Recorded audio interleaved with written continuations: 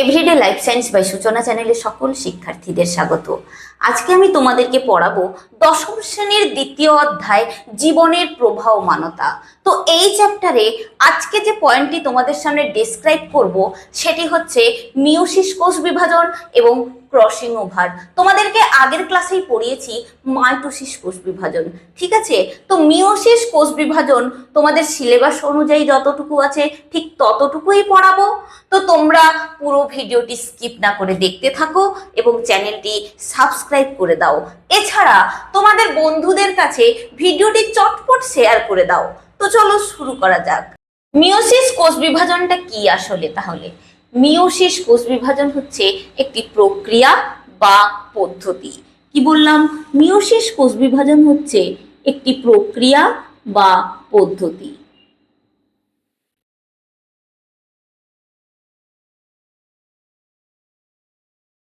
ঠিক আছে, তাহলে মিয়োসিস কোষ বিভাজন কি বললাম?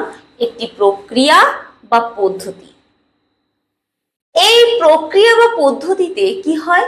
মাতৃকোষ, এই মাতৃকোষ পরপর দুইবার বিভাজিত হয়। বিভাজিত হয়ে অর্ধসংখ্যক ক্রোমোজোম বিশিষ্ট 4টি অপত্য কোষের সৃষ্টি করে। একেই বলা হয় মিয়োসিস কোষ বিভাজন। বুঝতে পারলে? তাহলে প্রথমবারে যে মাতৃকোষটা বিভাজিত হচ্ছে তাকে আমরা কি নাম দিতে পারি? তাকে আমরা নাম দিতে পারি মিয়োসিস 1। আর দ্বিতীয়বার যে বিভাজিত হলো এটিকে আমরা কি নাম দিতে পারি? মিয়োসিস 2। ক্লিয়ার? তাহলে মিয়োসিস কোষ বিভাজনের প্রকৃত সংজ্ঞা তোমরা খাতায় কিভাবে লিখবে? লিখবে মিয়োসিস কোষ বিভাজন হলো একটি প্রক্রিয়া বা পদ্ধতি যার মাধ্যমে মাতৃকোষ পরপর দুইবার বিভাজিত হয়ে অর্ধসংখ্যক ক্রোমোজোম বিশিষ্ট 4টি অপত্য কোষের সৃষ্টি করে। তাকেই বলা হয় মিয়োসিস কোষ বিভাজন। বুঝতে পেরেছো? তো মিয়োসিস কোষ বিভাজনে মাতৃকোষটা আমরা জানি হ্যাপ্লয়েড হয় নাকি ডিপ্লয়েড হয়? অবশ্যই কমেন্ট সেকশনে লিখে পাঠাও। মাতৃকোষ হ্যাপ্লয়েড হবে নাকি ডিপ্লয়েড হবে? মাতৃকোষ সবসময় ডিপ্লয়েড হয়। মাতৃকোষ কেমন হয়? মাতৃকোষ সবসময় ডিপ্লয়েড প্রকৃতির, অর্থাৎ 2n ক্রোমোজোম বিশিষ্ট হয়। ক্লিয়ার? তো এই যে মাতৃকোষটা অর্থাৎ 2n ক্রোমোজোম বিশিষ্ট যে কোষটা, এটি প্রথমবার বিভাজিত হয়ে অর্ধসংখ্যক ক্রোমোজোম বিশিষ্ট অপত্য কোষের সৃষ্টি করে। অর্থাৎ এক্ষেত্রে প্রত্যেকটা কোষ n সংখ্যক হয়। তাহলে ক্রোমোজোম সংখ্যা হ্রাস ঘটলো না বৃদ্ধি ঘটলো? ক্রোমোজোম সংখ্যার হ্রাস ঘটলো, 2n এর থেকে n হলো, তাই তো? সেই কারণে মিয়োসিস 1 কে কি বলা হয়? সেই কারণে মিয়োসিস 1 কে বলা হয় হ্রাস বিভাজন। কি বলা হয়? হ্রাস বিভাজন। বুঝতে পারলে? তাহলে মিয়োসিস 1 কে কেন হ্রাস বিভাজন বলা হয়? তো এই যে মিয়োসিস 1 কে হ্রাস বিভাজন বলা হয়, তো অর্ধসংখ্যক ক্রোমোজোম বিশিষ্ট কিন্তু দুটি অপত্য কোষের সৃষ্টি হয়েছে। এরপর কি হবে?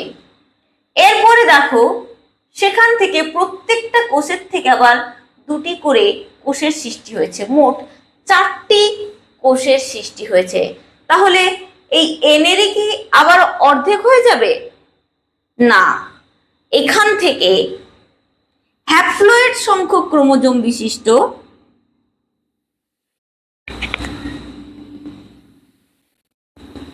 এই হ্যাপ্লয়েড সংখ্যক ক্রোমোজোম বিশিষ্ট আবার 4টি অপত্য কোষের সৃষ্টি হবে। অর্থাৎ এখানে ক্রোমোজোম সংখ্যাটা বাড়লো নাকি কমলো? কি হলো? মিয়োসিস 1 এর পর মিয়োসিস 2 যখন বিভাজিত হলো, অর্থাৎ মিয়োসিস 2 তে যে 4টি অপত্য কোষের সৃষ্টি হলো, সেখানে ক্রোমোজোম সংখ্যা বাড়লো না কমলো? অবশ্যই কমেন্ট সেকশনে রিপ্লাই দাও। এখানে ক্রোমোজোম সংখ্যা কিন্তু বাড়েও নি কমেও নি, ক্রোমোজোম সংখ্যাটা স্ট্যাবল করে গেছে বা স্থির হয়ে গেছে, বা ক্রোমোজোম সংখ্যাটা একই রয়েছে, তাই তো? সেই কারণে এই মিওসিস টুকে কি বলা হয়? মিওসিস টুকে বলা হয় সমবিভাজন। ক্লিয়ার? তাহলে মিওসিস ওয়ানকে কেন হ্রাস বিভাজন বলা হয়, মিওসিস টুকে কেন সমবিভাজন বলা হয়, তা বুঝতে পারলে? এরপরে আসছি, এই যে মিওসিস ওয়ান, এই মিওসিস ওয়ান যে কোষ বিভাজন ঘটে কোন কোন দশার মাধ্যমে? একটি হচ্ছে ক্যারিওকাইনেসিস, একটি হচ্ছে সাইটোকাইনেসিস। তোমরা মাইটোসিস কোষ বিভাজনেই পড়েছো। তো ক্যারিওকাইনেসিসের বিভাজনই হচ্ছে নিউক্লিয়াসের বিভাজন, এরপরে ঘটে সাইটোকাইনেসিস অর্থাৎ সাইটোপ্লাজমের বিভাজন। বুঝতে পেরেছো? তো মিওসিস ওয়ানের তাহলে দশাগুলো কি কি হবে? কার? ক্যারিওকাইনেসিসের দশাগুলো কি কি হবে? মিওসিস ওয়ানের ক্যারিওকাইনেসিসের দশাগুলি হবে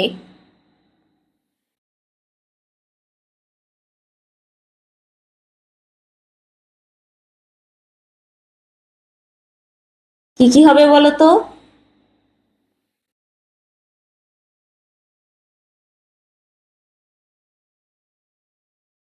prophase one, metaphase one,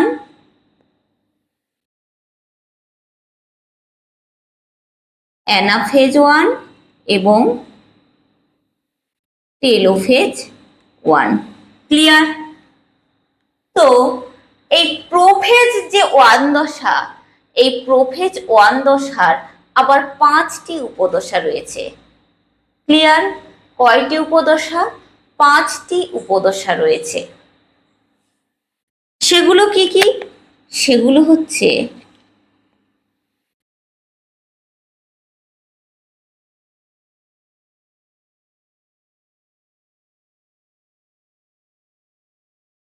লেপ্টোডিন,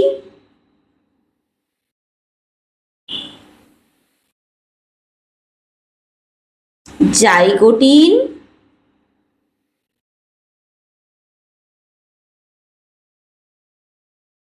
pachytene,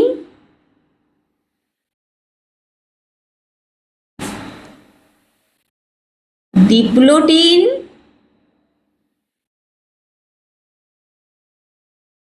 আর 5 নম্বরে হচ্ছে ডায়াকাইনেসিস। তাহলে প্রোফেজ ওয়ানের 5টি উপদশাগুলো কি কি হলো? Leptotene, zygotene, pachytene, diplotene, diakinesis. এগুলোর যে ফিচার্স তোমরা যখন ক্লাস 11-এ উঠবে তখনই তোমরা পড়বে। ঠিক আছে? এখন শুধু এইটুকুই জেনে রাখো। কিন্তু তোমাদের সিলেবাস অনুযায়ী এখানে যেটি পড়তে হবে সেটি হচ্ছে ক্রসিং ওভার। এই ক্রসিং ওভার পরিলক্ষিত হয়, অর্থাৎ ক্রসিং ওভারটা ঘটে কোন উপদশায় বলো তো? এই যে প্যাকাইটিন উপদশা রয়েছে না, এই প্যাকাইটিন উপদশাতে ক্রসিং ওভার সংঘটিত হয়। এটা শুধু মনে রাখবে। ক্লিয়ার? এরপরে আসছি মেটাফেজ ওয়ান। মেটাফেজ ওয়ান দশায় কি হয়? ক্রোমোজোমগুলি একেবারে নিরক্ষীয় অঞ্চল বা বিষুব অঞ্চল বরাবর সুসজ্জিত থাকে। বুঝতে পেরেছ? অ্যানাফেজ দশায় অর্থাৎ অ্যানাফেজ ওয়ানে কি হয়? ক্রোমোজোমের মধ্যে অ্যানাফেজিক চলন দেখা যায়, অর্থাৎ প্রত্যেকটি ক্রোমোজোম মাঝ বরাবর দ্বিধাবিভক্ত হয় এবং প্রতিটি ক্রোমাটিড নিজস্ব সেন্ট্রোমিয়ার লাভ করে। ক্লিয়ার? এবং দুই বিপরীত মেরুর দিকে চলতে শুরু করে। এরপরে আসছি টেলোফেজ দশায়। টেলোফেজ দশাতে এসে ক্রোমোজোমগুলো পুনরায় পাক খুলতে থাকে।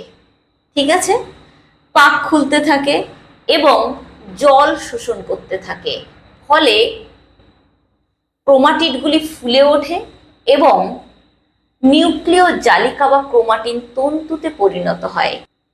এরপরে কি ঘটে? Cytokinesis one. বুঝতে পারলে? সাইটোকাইনেসিস 1 ঘটে যাওয়ার পর কোষটি প্রবেশ করে মিওসিস 2 ফেজে। এই মিওসিস 2 ফেজের আবার ক্যারিওকাইনেসিস 2, সাইটোকাইনেসিস 2 দশা রয়েছে। ক্যারিওকাইনেসিস 2 এর আবার উপদশাগুলো কি হবে? ক্যারিওকাইনেসিস 2 এর উপদশাগুলি হবে প্রোফেজ 2, মেটাফেজ 2, অ্যানাফেজ 2, টেলোফেজ 2, এই কয়টা হবে। একই রকম ভাবে প্রোফেজে যা হয় মেটাফেজ, অ্যানাফেজ, টেলোফেজ এইভাবে হয়ে কোষটি 4টি হ্যাপ্লয়েড ক্রোমোজোম বিশিষ্ট অপত্য কোষের সৃষ্টি করবে এবং তারপরে ঘটবে সাইটোকাইনেসিস, ফলে পৃথক রূপে অপত্য কোষের সৃষ্টি হয়ে যাবে। এটি হচ্ছে মিওসিস কোষ বিভাজন। ক্লিয়ার? তাহলে মিওসিস কোষ বিভাজনটা তোমাদের বোঝাতে পারলাম। যদি এরপরেও কোনো কোয়েশ্চেন থাকে তাহলে অবশ্যই কমেন্ট সেকশনে লিখে পাঠাবে, তাতে আমি কোয়েশ্চেনগুলো সলভ করে দেব। বুঝতে পেরেছ? এবারে যে পয়েন্টটিতে আমরা প্রবেশ করব সেটি হচ্ছে ক্রসিং ওভার। তো ক্রসিং ওভার জানতে হলে তোমাদের জেনে নিতে হবে একটি ক্রোমোজোমে কয়টি ক্রোমাটিড থাকে, সেগুলোর প্রকৃতি কেমন, এগুলো সব জানতে হবে।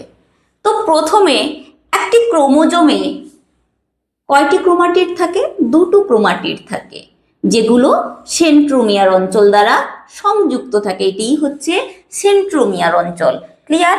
তো এই যে 2টো ক্রোমাটিড গঠন করে একটি ক্রোমোজোম দিয়ে কি গঠন করে? গঠন করে টেট্রাড।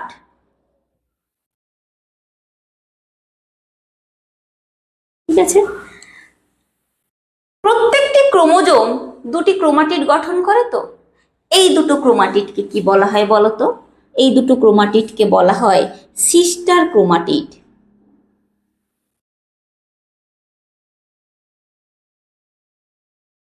বুঝতে পেরেছ? তাহলে সিস্টার ক্রোমাটিড কোনগুলো হয়? ক্রোমোজোমের 2টি ক্রোমাটিডকেই বলা হয় সিস্টার ক্রোমাটিড। বুঝতে পারলে? একটি ক্রোমোজোম প্রথমে তো 2টো ক্রোমাটিড গঠন করে, তাকেই বলা হবে সিস্টার ক্রোমাটিড। আর নন সিস্টার ক্রোমাটিড তাহলে কোনটা?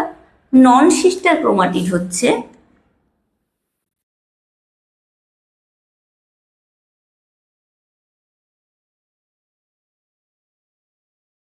দেখো, এটিও হচ্ছে সিস্টার ক্রোমাটিড, অর্থাৎ একটি ক্রোমোজোম 2টি ক্রোমাটিড গঠন করে, তাই তো? সেগুলোর পরস্পরকে বলা হয় সিস্টার ক্রোমাটিড। আর এখানে নন সিস্টার ক্রোমাটিড আমরা কাকে বলবো? নন সিস্টার ক্রোমাটিড হচ্ছে এই যে এর একটা ক্রোমাটিড, এর একটা ক্রোমাটিড, এগুলোকে বলা হয় নন সিস্টার ক্রোমাটিড। ঠিক আছে? এটাকে কি বলা হয়? নন সিস্টার ক্রোমাটিড।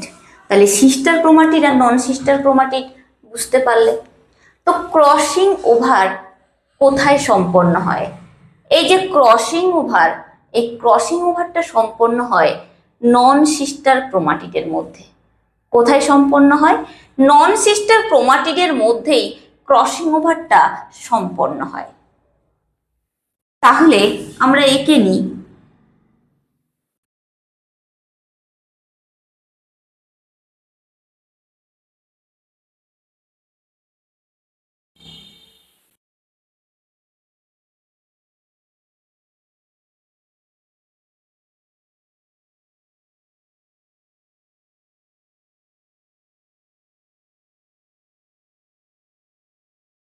বুঝতে পারলে?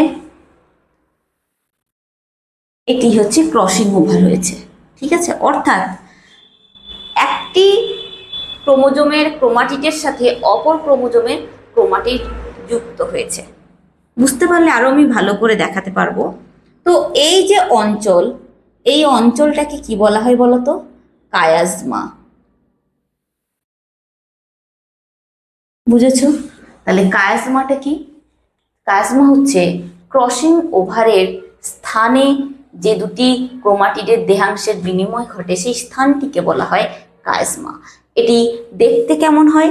এটি দেখতে এক্স আকৃতির ন্যায় হয়। কি বললাম? এটি দেখতে এক্স আকৃতির ন্যায় হয়। তাহলে ক্রসিং ওভারের ফলে নন সিস্টার ক্রোমাটিডের মধ্যে দেহাংশের বিনিময় ঘটলে ক্রোমোজোমকে কেমন দেখতে লাগবে? ক্রোমোজোমকে দেখতে লাগবে দেখো এই রকম।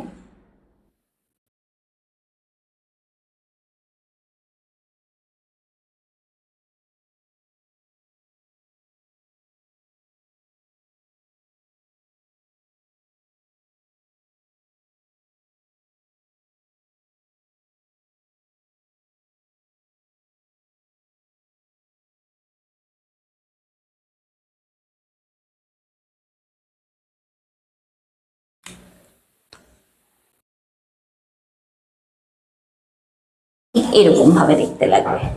ঠিক আছে, আবার দেখো আবার একটা ক্রোমোজোমকে কেমন দেখতে লাগবে।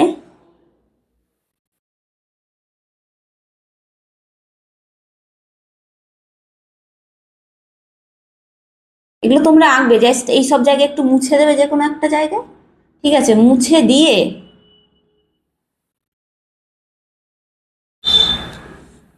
অন্য একটা কালার যোগ করে বুঝিয়ে দেবে যে এই জায়গায় ক্রসিং ওভার ঘটেছিল। ঠিক আছে,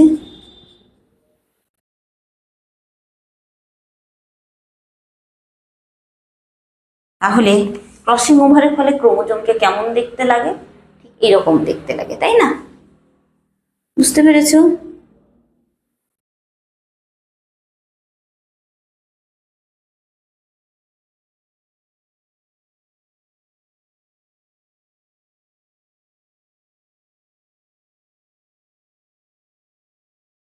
তাহলে ক্রসিং ওভারের ফলে ক্রোমোজোমগুলো এইভাবে হয়। তাহলে ক্রসিং ওভারের তাৎপর্যটা কি হবে? ক্রসিং ওভারের ফলে নতুন বৈশিষ্ট্যের আবির্ভাব ঘটে, জীবের অভিব্যক্তি ঘটে। ঠিক আছে, কোনো জীব আর কি করে? কোনো জীবের মধ্যে প্রকরণ ঘটতে শুরু করে। ঠিক আছে, নতুন জিনের সঞ্চার ঘটে। ঠিক আছে, এগুলোই ক্রসিং ওভারের তাৎপর্য। ক্রসিং ওভারের ফলে যা যা হয়, একটি কোনো জায়গায় সবসময় মনে রাখবে, একটি জায়গায় যদি আমি কিছু যোগ করি, যোগ করলে কি হবে শুধু সেটাই মনে রাখবে, আর কিচ্ছু দরকার নেই, তাহলেই পরপর লিখে যেতে পারবে। বুঝতে পেরেছো? তো সেগুলো একটু সুন্দর করে ভাষা সহযোগে লিখবে, আদার্স কিছু না। তাহলে ক্রসিং ওভারও এখানে কমপ্লিট করলাম। তাহলে কোষ বিভাজন আজকে এখানেই কমপ্লিট করছি, দশম শ্রেণীর। তাহলে ভিডিওটি এখানেই কমপ্লিট করছি। ভিডিওটি কেমন লাগলো অবশ্যই কমেন্ট সেকশনে লিখে পাঠাবে এবং চ্যানেলটিকে লাইক, শেয়ার, সাবস্ক্রাইব করে দেবে। এছাড়া চটপট করে বন্ধুদের কাছে শেয়ার করে দেবে। ধন্যবাদ।